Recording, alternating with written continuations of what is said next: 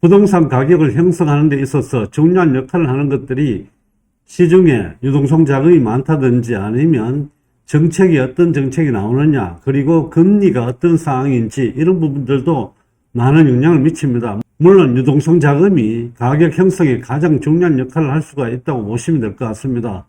그리고 입지적인 부분에서 본다면 학군과 교통, 좋은 일자리 등을 꼽을 수가 있는데, 특히 수도권이 아닌 지방 쪽에서는 학군이 가장 강력한 힘을 발휘하고 있습니다. 대구 역시 학군의 힘이 부동산 가격에 가장 중요한 역할을 하고 있습니다. 물론 범어동과 만촌동은 학군뿐만 아니라 좋은 일자리와 교통도 편리한 지역이라서 최근에 대구 전체 부동산 가격이 다소 하락하고 있는 상황이지만, 범어동과 만촌동 쪽은 지금 현재 가격이 떨어지지 않고 있는 그런 상황입니다. 오늘은 대구 전체의 학군과 일자리 등을 살펴보고 동별로 지금 현재 부동산 가격이 어떻게 형성이 되고 전세가율이 어떻게 되는지 살펴보겠습니다. 오늘 내용을 보시게 되면 전반적인 대구 부동산 시장을 파악하실 수 있을 것 같습니다. 부동산을 데이터로 분석하는 데 최고인 손퍼망 사이트를 통해서 살펴보도록 하겠습니다. 범어동 쪽에 보시게 되면 지금 현재 학원이 352개가 있습니다. 그리고 만촌동 쪽에 학원이 229개가 있습니다. 범어동과 만촌동 쪽에 학원을 합치게 되면 600개가 넘는 학원들을 가지고 있다고 보시면 될 것 같습니다. 일자리 부분도 범어동 쪽에 많은 일자리들이 배치되어 있습니다.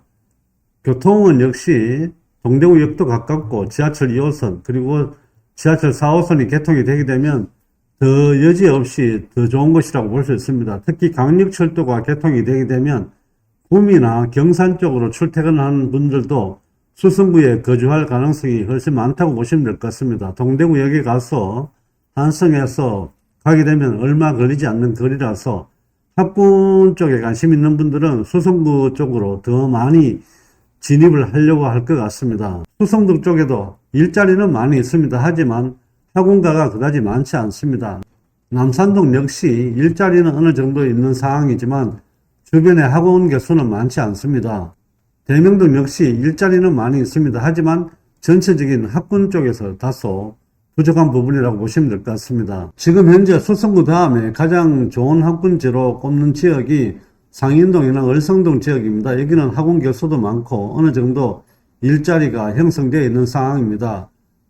월암동에도 일자리가 많고 대천동에도 일자리가 많습니다. 주거하는 지역과 일자리가 그다지 멀지 않게 있는 상황이고 학원도 상인동 쪽에 202개의 학원이 있는 상황입니다. 월성동에도 학원 개수가 131개가 됩니다.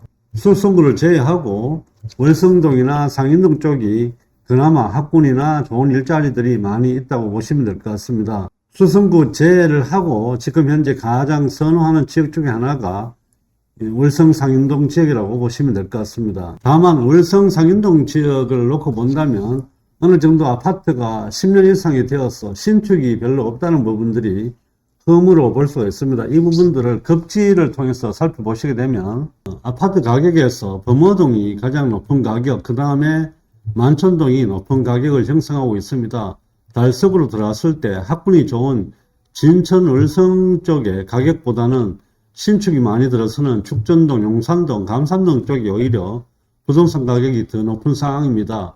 월성동이나 진천동이 가지고 있는 단점 중에 하나는 신축이 없다. 그리고 지금 현재 축전 내거리가 뜨고 있다. 이런 부분들이 진천, 월성 쪽에서 학군지가 축전 내거리로 옮겨갈 가능성은 많이 있습니다. 물론 축전 내거리의 단점이라면 주변에 학교가 별로 없다는 것이 좀 단점이 될 수는 있습니다. 하지만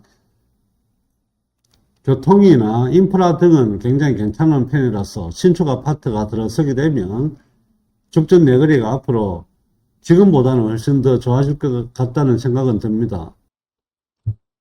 손퍼망 사이트를 통해서 지금 현재 대구의 부동산 동별로 현황을 살펴보겠습니다. 먼저 범어동입니다. 평당 매매 가격은 2,676만원입니다. 전세 가격은 1,183만원, 전세가율은 46, 매매 증감이 0.6 증가했습니다. 전세가 증감은 전세 가격은 다소 많이 떨어졌습니다.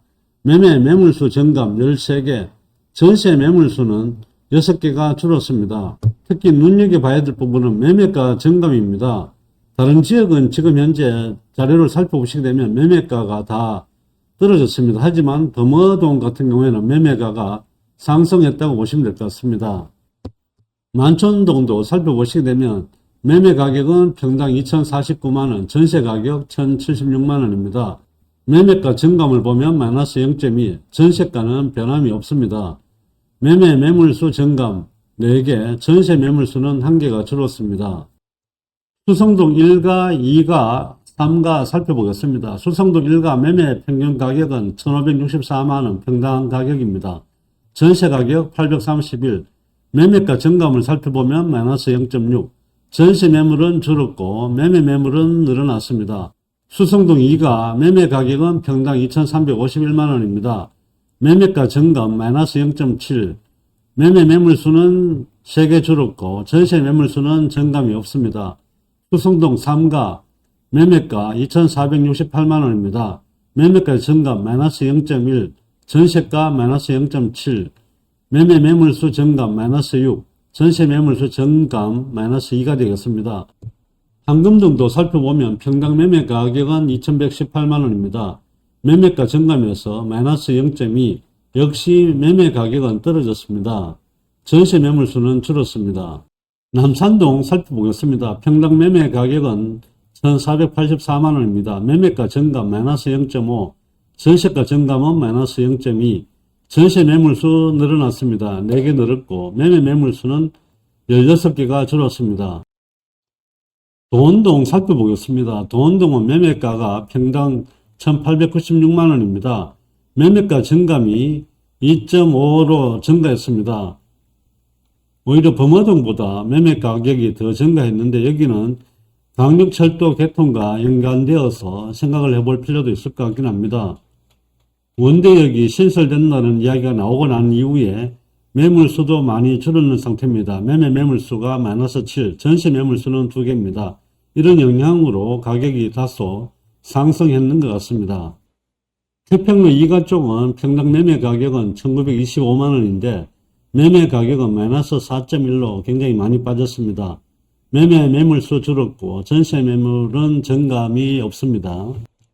태평로 3가입니다. 평당 매매 가격은 1,649만원이고 매매가 증감 마이너스 0.5, 전세가 마이너스 1.5포인트 내렸습니다. 매매 매물수는 3개 증가, 전세 매물수는 2개가 빠졌습니다. 신천동 살펴보시게 되면 평당 매매 가격은 1,284만원입니다.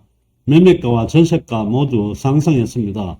매매 매물수 19개 줄었습니다. 전세 매물수 1개 줄었습니다. 신문 기사나 이런 내용을 살펴보시게 되면 전체적으로 부동산 가격이 대구는 많이 하락을 했다 이런 이야기를 하게 됩니다. 하지만 앞으로는 예전처럼 전체가 같이 움직이기는 힘듭니다. 국지적으로 오르는 지역과 내리는 지역으로 나누어질 수밖에 없는 상황이고 특히 양극화는 더 심해질 것 같습니다. 어저께 신문기사에 더불어민주당의 국회의원들과 진보당의 국회의원들이 주택임대차 계약갱신 청구권을 무제한 쓸 수 있는 그런 내용도 올렸는데 결과적으로 이렇게 되면 전세시장은 없어지고 월세 가격이 상승할 것이고 양극화는 더 심해질 것인데 정말 생각을 해보고 그런 정책을 발휘하는지 한번 의문점을 가져볼 필요가 있을 것 같습니다.